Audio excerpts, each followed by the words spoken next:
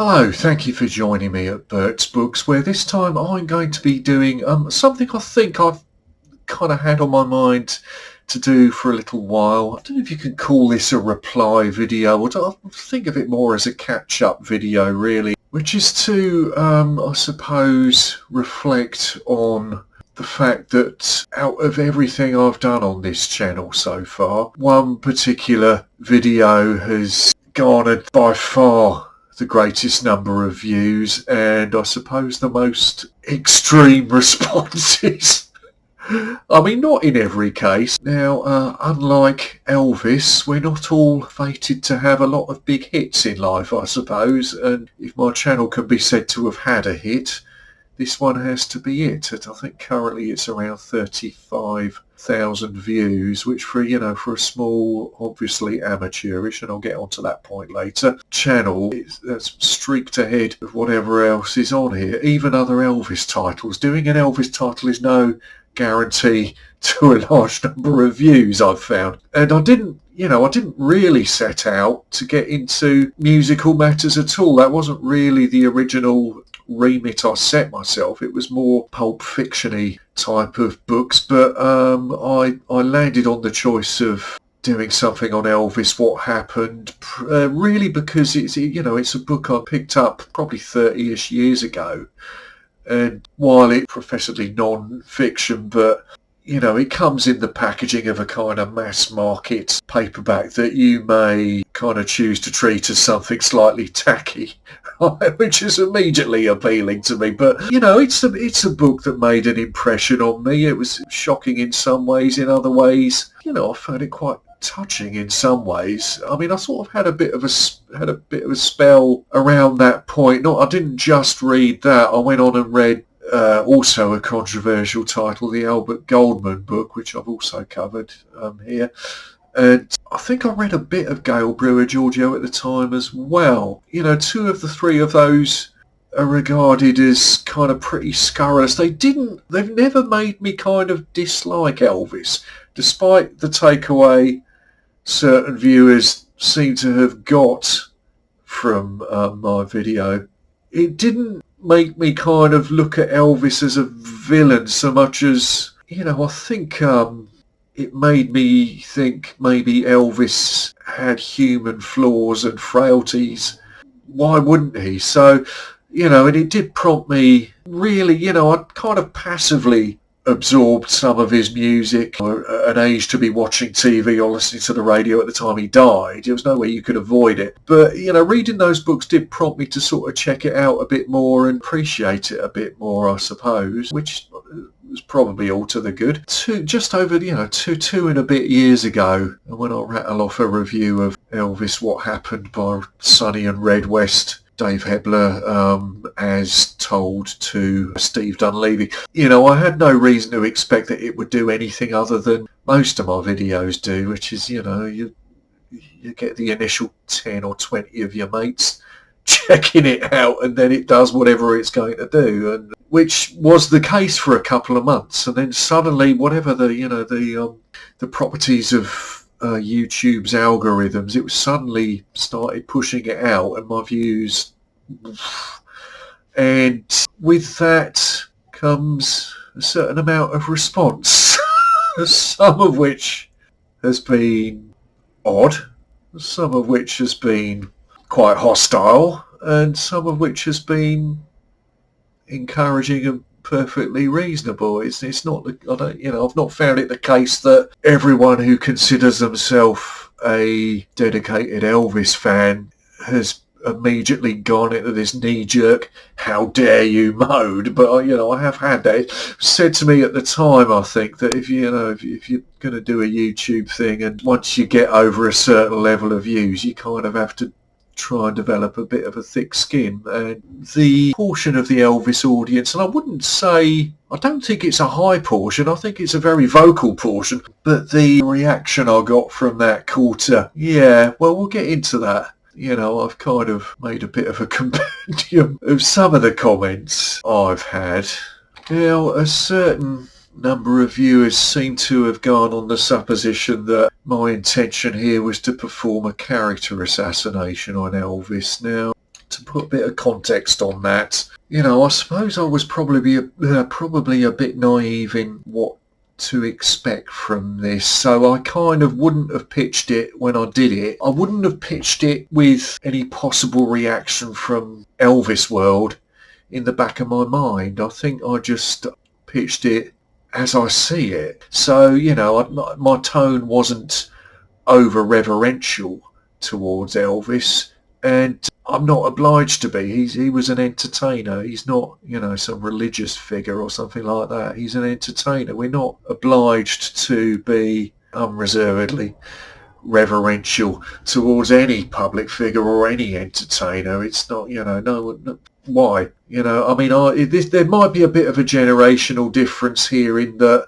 you know, the people that I came up with as heroes, you sort of had to, if you were going to be realistic, you sort of had to at some point accept that, you know, sometimes they're going to display feet of clay, sometimes they're going to disappoint you, sometimes they're going to show human frailties and weaknesses and so on, that it's not unreasonable to expect that, you know, and it doesn't make their artistic output any less valid. Or, I mean, for instance, as a kid I was a big Clash fan, and, you know, as great as they could be, that ended messily, and from 1983 onwards, you know, the last 18 months or so of their existence under that name, they didn't cover themselves in glory. And I even at one point in the 90s pretty much said as much to Joe Strummer on a drunken night out, and he was all right with that. You know, he wasn't defensive about that. I think a lot of what I've seen here is this very absolutist view that it's a very black and white perception. And there's this almost messianic expectation of Elvis, and that anybody that doesn't fit in with that or has contradicted that in some way has to be some dreadful villain. And I just don't buy that of any entertainer. However, you know, I'm not in this to tip a load of shit on Elvis. I generally think he probably was an individual with a great deal of charm and positive qualities along with his failings. And, you know, as far as his output goes, I think at his best, as good as they say he was, right? Well, what more can you ask? So, you know, I was slightly perplexed, I suppose, initially at least, when they started coming, of what seemed like some quite defensive reactions when, I mean, I'm reading this from the script here rather than, some of this might not have made the final cut, but I'm confident quite a high proportion of it would. So, you know, I do mention Elvis in terms of earth-shaking achievements and astronomical natural talents, extraordinary talents and qualities, capable of great selflessness, that you could read this book as an indictment on the condition of stardom itself, ghoulish fascination with it, as much as a comment on Elvis himself. I think I mentioned towards the end, for those of you that got that far, I mentioned that if you spend even a couple of minutes with the highlights of one of his performances, I think that was the broadcast from Hawaii I was talking about, that, you know, Elvis displays something in that you really can't fake. So, you know, mission accomplished Elvis in a way. So let's have a look at some comments, shall we? One of the most recent, I think this sort of prompted me, you know, I've been putting this off, but I thought, yeah, no, let's deal with this. Rachel says, well, to hear someone with an English accent talk smack, I had to look that expression up, by the way, about our Southern and American rock star makes me cringe. What, you need to come from where an artist comes from to be able to comment on them? I don't understand. Was this sort of regional protectiveness?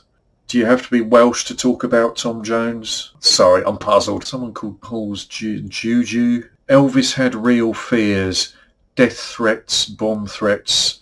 That's what happened. Well, that's something that happened. I wouldn't say that's the entire picture, but okay. Another one I get, I've had a lot of this, actually, people just telling me, no way would I read this book. Okay, but you still find yourselves drawn somehow to a YouTube video that tells you what's in it. People I've never met aren't going to read this book. Okay. Paul commented, Elvis was human, not a robot.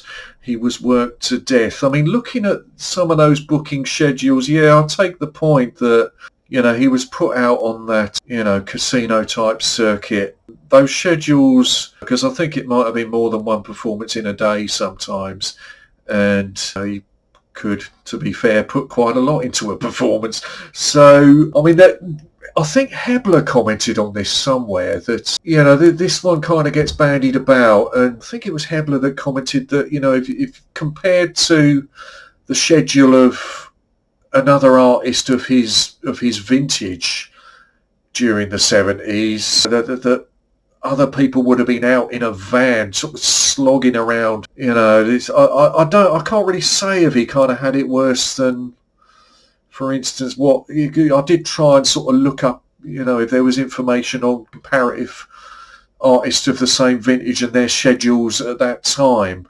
I couldn't find much, so I can't really say either way. I mean, whether doing that slog of the casinos would have been worse than having to be in a van and schlep through all these little towns, I don't know. I mean, I do think that schedule that Parker had Elvis on probably wasn't beneficial for his artistic stimulation, if you like. So yeah, I do take that point. Sean commented, the 3 bodyguards were fired in July 76. Elvis never fired them. He got his dad to do it. Yeah, that would annoy me, I think, if I was them. The reason it was about cutting back on expenses. The real reason was they were trying to stop Elvis from taking so much medication to a point they knew he was killing himself. They felt betrayed, thrown out in the street, especially Sonny and Red, who had known Elvis for years. The book was released a few weeks before Elvis died. When Elvis died, the book became a completely different read. Fans were looking for people to blame. His personal doctor and the 3 that wrote the book were the ones that fans took their anger out on. Sadly, the only one responsible for Elvis's death was Elvis. Now, I suspect that might be a bit of a red rag to some viewers. That Sean may have a bit of a point there, though. Okay, there's one Jody wrote, and I've had variations of this over the months. Listen to Charlie Hodge if you want the truth. The other Inner Circle members threw Elvis under the bus for money, so they made shit up. Now, Charlie Hodge's name comes up sort of frequently in terms of, this is a true member of the circle. Now, Hodge, it struck me that he has got a bit of a name for himself, rightly or wrongly. He does have a name as a bit of a sycophant, the guy that laughs a little too loud at Elvis's jokes and so on. I mean, to the extent that I think there's even a whole Bill Hicks routine about this, in which Hodge is described, again, I can't really say if this is fair or not, but I think he's described in the Hicks routine as a tick on Elvis's ass. I don't know whether I'd consider Hodge that reliable a witness any more than anybody else, anyway. Glenn wrote, we have to realise these guys were his childhood friends and had put their lives on the line for the man many times and saved his life countless times. Then he fired them. They had no jobs and were pissed off. They didn't lie, they just told the truth, which to me didn't lower Elvis but made him far more interesting. Yeah, that's, I think, my reaction was probably similar. He was just dealing with the tremendous stress and loneliness of being on top. I love his bodyguards. They're down to earth and honest. Many are upset with their honesty, but I would be upset if they lied.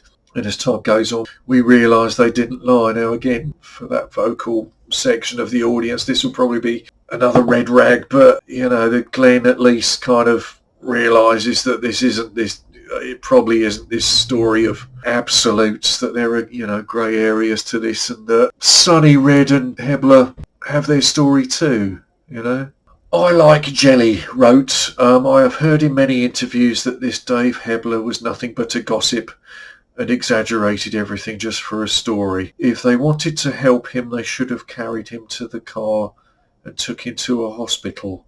Sorry, I'm lost there. When? Are they talking about the night Elvis died? They wouldn't have been there, would they? Hanger-ons will always stab you in the back. They just there to see what they can get and moan when it's all gone, and it never their fault, always someone else to blame, in this case Elvis. Sonny West said he got 1 week's wages when he left Graceland, but there is a story out there that they got all their bills, etc. paid for months after they left and would be re-employed for the next tour. Now this hanger-ons thing comes up a lot, and variations of it, expressed in less complimentary terms than that as well. But I mean, I certainly don't think you can categorise Red West as that. He put in decades on and off, and he was there. He was sticking his neck out for Elvis. If I'm understanding the history right, Red West was sticking his neck out for Elvis before there was any prospect that Elvis was going to be anybody.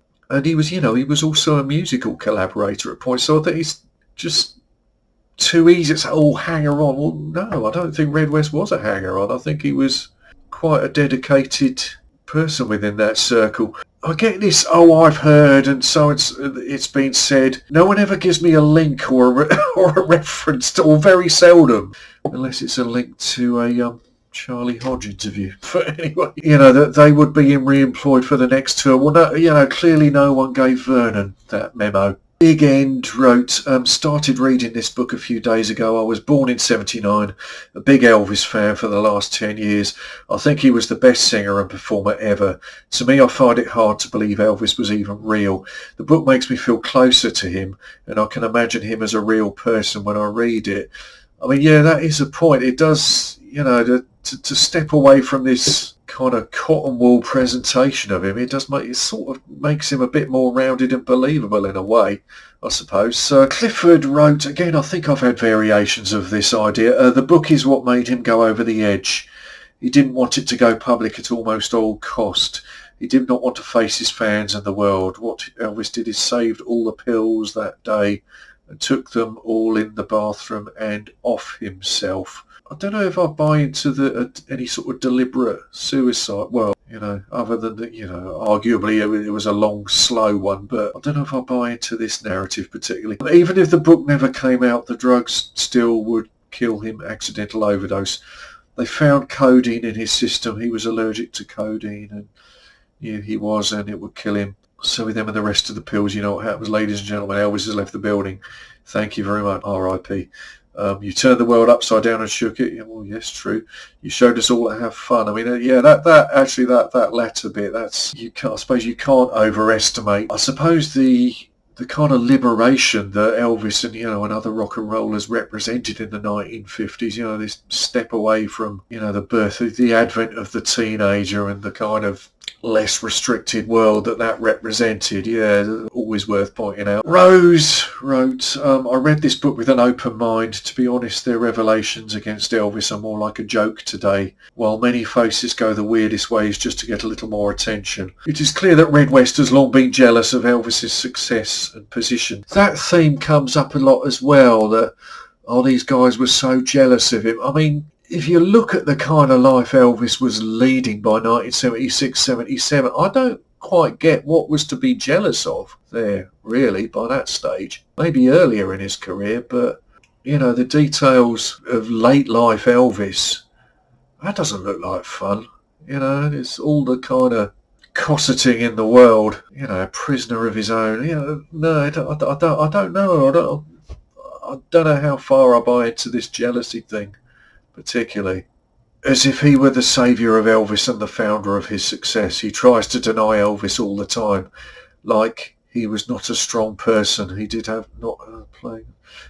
have as much talent in singing. Does Red West say that? And playing as people think. He was not a master in martial arts, and so on. Even when he talks about Elvis's generosity, he wants to somehow count it as a reason for people to surrender in the future to Elvis. Elvis's generosity that comes up a lot as well. I'm not sure I view it as the kind of virtue that some of his followers view it. It seems to me like there's an aspect of him, it almost appears like he's trying to buy loyalty at points with it, and it just seems like this kind of rather ostentatious attitude towards money. Now, I think we have to kind of be a bit understanding here. Over the many years of political thinking, it's been hard enough to ever establish a kind of downward safety net. The arguments still rage on, but the idea of an upward safety net is, whoever thinks about that, if you've come from a background of very limited economic prospects, the idea that you would be equipped to deal with it when money suddenly, you're suddenly making more money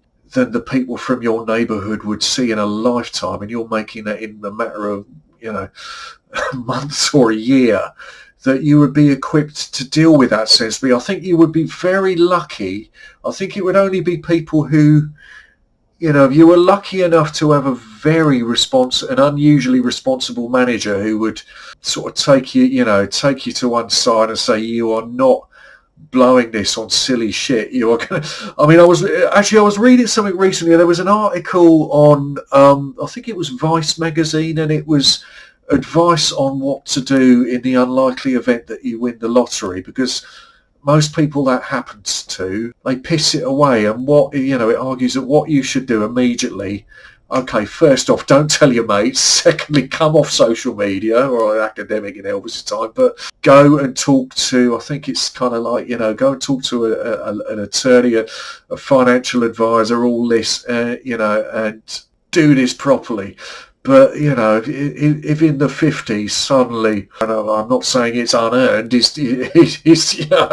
but that sort of cash bonanza happens to you, that you're going to be equipped to handle that, when you've been truck driving for whatever it was, $30 a week, whatever it was. Unless there's someone there to steer you and guide you, you're probably going to be silly with the money. And there's no denying Elvis was generous with it, but it seems a bit scattergun in that, all right, he's buying red and people, you're right, you're getting a trailer this week or you're getting a car this week. And what's that going to mean to a person when they can see that Elvis is doing this, on a whim to complete strangers? It'll be like, someone will make a joke on the radio, so Elvis buys him a Cadillac, or just someone in the street. It's, capricious behaviour with money that, we can't entirely blame Elvis for that, because I don't think he ever had the structure around him to compel him to be serious with money. Naomi wrote, I think this is about Red, or one of the Wests, well, he took that job on himself.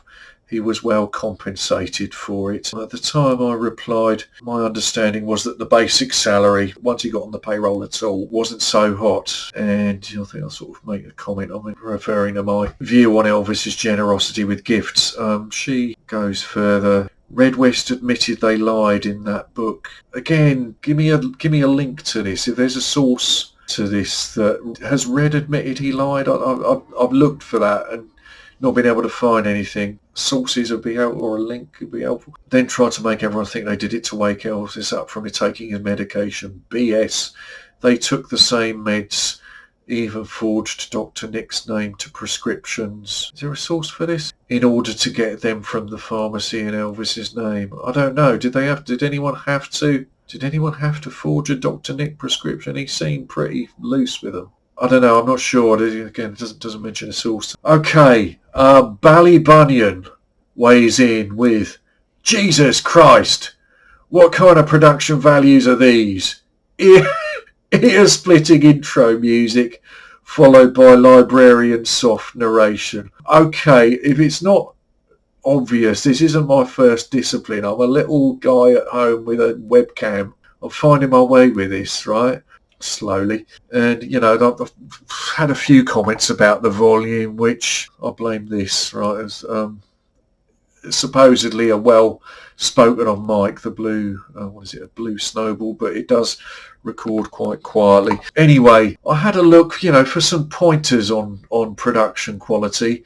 I had a look at Ballybunion's page, and there was a load of dash cam footage.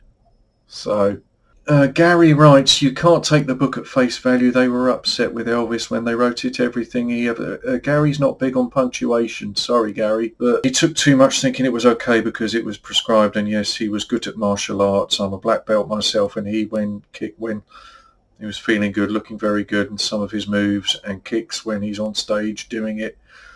I think the book points out that he might have lacked a bit of dedication in it to be as good as he might have been. But Gary don't need some non-fan telling me anything about Elvis. Well, yeah, I think I've had that elsewhere, that, I think I admit in it, I'm not the biggest Elvis obsessive in the world. Obviously, many of you are far more, but no, you don't. It's up to you. You don't have to watch it. Let everybody go look at their own sins. All right, yeah, fair enough. It was very generous. and give to many poor people, and said during concerts Jesus was king, not him. Maybe. I don't think he christened himself king. Oh, Michael Jackson. Rita or Rita Presley, presumably no relation, I don't know, but she writes, oh, this is good. Yet another tactic by the Illuminati, I take it that pun is deliberate, to bring a money-making machine under control. Humiliation, the Bewley family were determined to control Elvis from the time he met them in Germany. Paul Bewley was in love with Elvis. I'm curious as to why in 2020 this book is being reviewed. What's up? I don't know. I just did. Also, it was the MM who went to Elvis and offered to do a hit on Mike Stone, not the other way round. And Elvis told them not to, as he, MS, had done him a favour. Okay, I've never heard that version. MM as in Memphis Mafia, presumably. Elvis was not interested in getting rid of any Priscilla's lovers. He just wanted her out of his life. He dies and she takes back the name Presley, is in a satanic cult. I gotta say, I've never done a search on that. I don't know what I might find. Takes over everything he worked so hard for. She is a psychopathic, calculating succubus. Mike writes, and Mike has been quite a positive contributor to this, to the various discussions here. Obviously a proper, a dedicated Elvis fan. So Mike writes, as a true Elvis fan, I read this book when it first came out. I cried as I read it. I could not believe my hero had died. I still do not believe a lot of what is in this book. Be that as it may, I do believe Red and Sonny really loved Elvis. To me, that does come through. It seems to me from this book, for all the scurrilous stuff, there seems to be this sort of lingering affection that's palpable from those pages, to me. Anyway, Dave I don't know about. Dave Hebler was a relative latecomer, I suppose. But as the time has gone on, it proves Elvis was a flawed human being, just like the rest of us. It also proves that Elvis is larger than life. Long live the king. No one will ever come close to doing what he accomplished during his lifetime. I've heard more from Mike over the months as well. My attitudes towards Red and Sonny has certainly softened over the years. I don't blame them for writing the book. While I don't like the book, it is probably factual as they lived it. Victor writes, you have attacked every word everything you could about Elvis. You're talking about me or the authors? You could... is he talking about the authors? You could never handle his fame, therefore you never will. Elvis was the king and always will be, loved by millions all around the world. Yeah, I'll get that bit.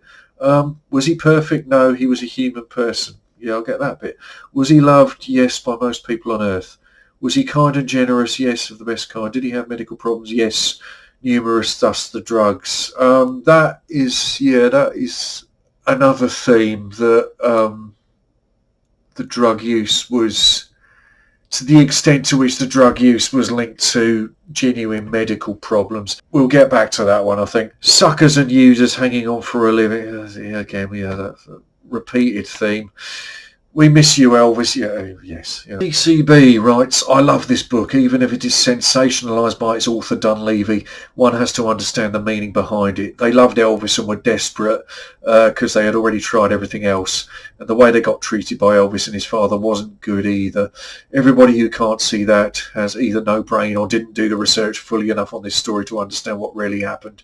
Elvis was human and he did make mistakes too, but because he was the icon, nobody wants to hear that. A true fan does. And I think there are people out there who would consider themselves true fans and won't want to hear that, but thank you, TCB. Anyway, Jay writes, that's a bit exaggerated about shooting the TVs. I know he shot it a few times when Robert Goulet came on, but there was a reason for that. Apparently he said he would look after Anita Wood when he was in the army, so you can see why he did it. And remember, Dunleavy had an agenda with this book. Yeah, I kind of think, if you shoot a TV once, you probably have troubles. Now, there's point about Dunleavy. Dunleavy, we've got to remember, You know, he was a Murdoch hack. They will go for a sensationalised angle, put it that way. But Insomniac writes, 3 snakes that betrayed the king out of spite and bitterness because he fired them. Never mind the cars, jewellery and homes he bought them. That wasn't enough for these vampires. They stomped their feet on the way out and betrayed him in the worst way possible. They knew what they did. They couldn't even show their faces at his funeral. You know, this. You're right. It's a frequent fan standpoint on this. I think these themes we've already talked about. Diane writes, I don't have to watch to say what happened. Rather you watched, but anyway. A good young man came on the scene, was attacked relentlessly. He fought on and became great with a God-given talent. Jealousy and greed started a downward spiral. It's the, I don't understand that word, snowball on top of the mountain. It's sent down and gains speed and size. It basically destroys all in its path and gets larger in size. Too much on one man's shoulders, you figure the rest. Had all the haters been kinder out of the gate, would have been a much different outcome. That's my opinion, seen it happen over and over in life. Now, I think I engaged with Diane a little bit on this. I think her point was that, it's kind of a new one on me. There might be something to it. That I think her point was that Elvis, when he came out in the 50s, was treated as this kind of public enemy by the more conservative establishment at the time, and that him being the sort of God-fearing, love his mother boy he was at heart, that this kind of characterisation of himself as a demon, that may have been a factor in problems later in life. I don't know. It's an interesting point. I've got to say. What are you doing? Watching a tennis match? I couldn't get through this with that rapid head movement. All right. Get a brace or something. I think probably I'm kind of looking at trying to catch the script on the screen at points. Anyway, yeah. God first says they was backstabbers. They all did what they claim Elvis did. I mean, I think that kind of prescription use wasn't unique to Elvis. Elvis was a man, though, and took care of grown-ass men's for a long time. Give him his respect. Dustin comments, overindulgence an American thing? Ever seen a pub map in the UK? How about skinny, sober, non-smoking Winston Churchill? Well, that's a gotcha, isn't it? Hey, I can name a fat, unhealthy Englishman. Pub maps will be very much smaller now than they were 15 or 20 years ago. I'm not saying the English don't have their bad habits, but I've seen what they serve in American restaurants compared to what they serve here. Linda commented, this book was written in revenge after... okay. There are so many lies in this book, I classify it as libel. Sonny and Red West were leeches, Charlie Hodge, we've covered that. Sonny and Red, along with the Stanley brothers, Billy and Rick, started the drug use rumours about Elvis because, except that Elvis did not do drugs. Yes, you read that right. Elvis did not do drugs to get high. Elvis hated drugs. He did not even drink alcohol because he hated not being in control of himself. Yeah, it's all right if you want to take that stab. I think actually there's more sober accounts than this. I think I've seen reference to Elvis. I don't think Elvis was... I don't have him down as a heavy drinker. I think he did at times. Elvis did not use drugs to get high. Well... it might be difficult to kind of delineate the exact line where it lies, but because Elvis was getting his sweeties on prescription, as opposed to off some street dealer, I suppose there's a whole philosophical discussion to be had on that, where that line is, but Elvis was born with a whole host of hereditary diseases, one of which was insomnia, which meant he needed... cuts off their medication, I think. Elvis was also born with a twisted megacolon. He developed high blood pressure at a young age. He was medicated and need medication for valid illnesses. Don't judge what you do not know. Watch these interviews with, one's with Charlie Hodge. I think one was with Dr. Nick. I'm hardly going to take him as a very reliable witness here.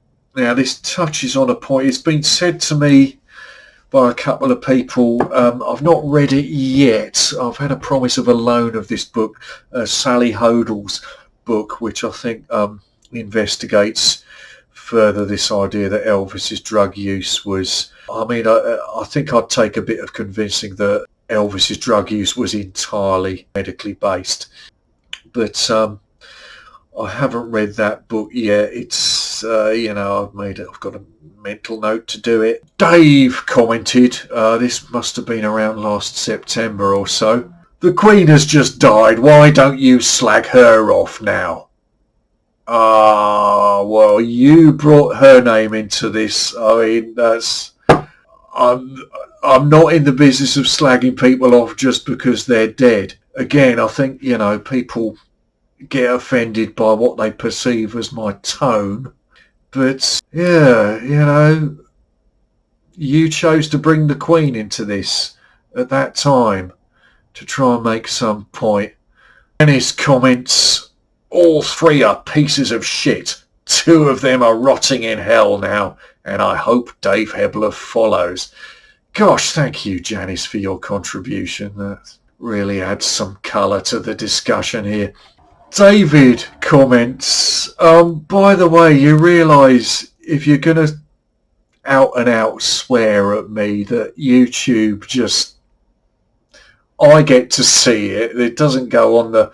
but anyway, I'm going to share this one with you. David commented, this guy, and I assume he's talking about me and not Red or Sunny or someone, this guy is just a complete 1000%...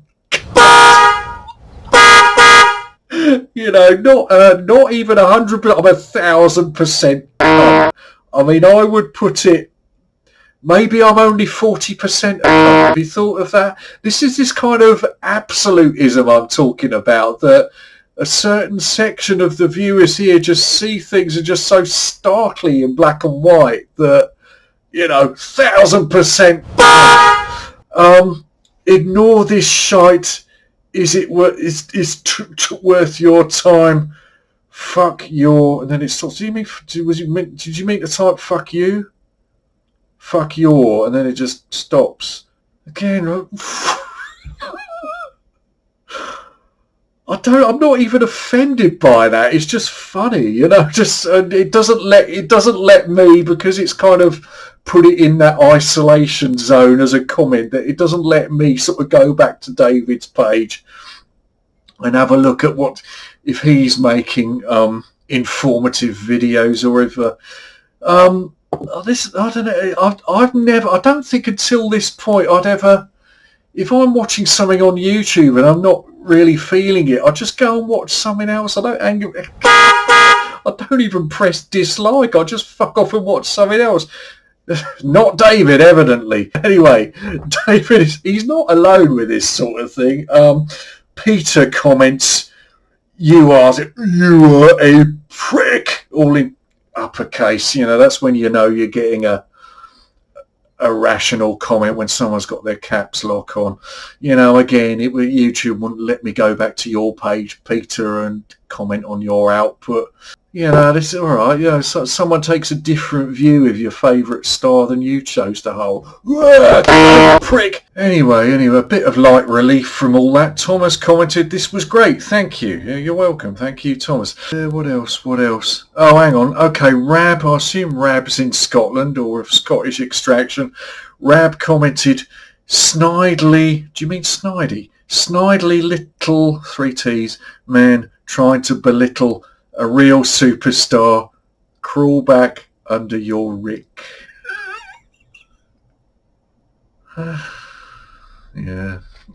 Pauline commented, no need for the expletive, is there? I think some of the viewers, they kind of act as if they don't know what... If you're at all familiar with this book, you know the area you're getting into. You surely have some idea of the nature of the content of it, so don't act surprised if me talking about it isn't all cotton wool. Anyway, Pauline further commented, I get a whiff of gatekeeperism about this. I read the book when it was first released. Unlike you, I read it as a true fan of Elvis. There's this kind of section of people who consider themselves proper fans and only they're qualified to blah, blah, blah, blah. I also understand the reasoning behind the book, but you sound like your intention was to belittle Elvis. I mean, okay, see my comments earlier. I found it very insulting, not just to Elvis, but to his very good friends too. What do you mean, like the chimp? Brad commented, "You Brits are such pussies." So there you go, that's a sample. It's not all been negative. The negative has been a new experience, but, I won't say it all has been. There's like I say, there's been some perfectly rational, congenial discussion in there. And in fairness, I think most people kind of got it and aren't sort of reacting to me as some sort of, some sort of amateur Albert Goldman. It was a bit of an aberration for me to touch on music at all in my channel. I had, no idea this one video was going to do this. So, I mean, if you're not aware, also, I've also done one on Gail Brewer-Giorgio's Orion, which weirdly has had the least views out of my Elvis videos. The one with it's a nice squeaky kind of representation of a pseudo Elvis. No one wants to watch that one. Go figure, right? The other one is my treatment on the Albert Goldman book. That one seems to me a lot more malignly intended than the Wests and the Hebler book. It's been an experience. It's been an education, and largely I've had some quite interesting and encouraging reactions from people. So if you know who you are, thank you for those. It's appreciated. And even the people who come in and call me a view's a view, right? So contrary to my intention, I did intend to kind of leave it at that as this kind of American trilogy of 3 Elvis related videos and just see how that sat with people. But it strikes me that as a result of the viewing figures I've had for Elvis What Happened, that about a third of my subscribers or thereabouts, I think about a third of them are from that video. So maybe I am obliged to talk about more Elvis books in time. Let me know if I can trust you to put something rational and constructive in the comments to this one. Oh, I might regret this, but let me know. Anyway, to anyone who's even half indulged me, thank you. It's appreciated.